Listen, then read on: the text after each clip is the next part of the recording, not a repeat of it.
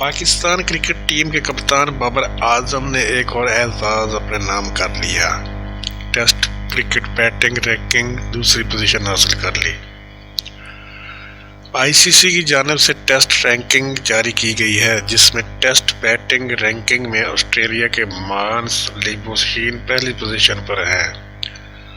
उन्होंने 936 rating points हासिल कर रखे हैं, जबकि दूसरे नंबर पर बाबर आजम के 875 रेटिंग पॉइंट्स हैं, जबकि ऑस्ट्रेलिया के स्टीवन स्मिथ 870 रेटिंग पॉइंट्स के साथ तीसरे नंबर पर हैं।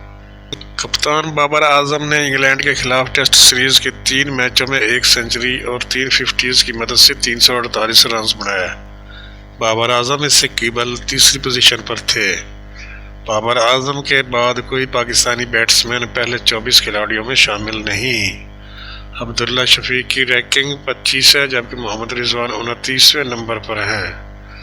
बॉलर्स में ऑस्ट्रेलिया के पैट कमिंस पहले, जबकि इंग्लैंड के जेम्स एंडरसन दूसरे नंबर पर हैं।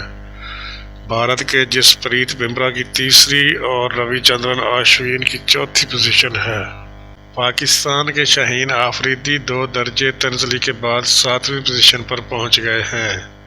शाहीन आफरीदी फिटनेस मसाइल के सबब इंग्लैंड के खिलाफ सीरीज का हिस्सा नहीं बन सके।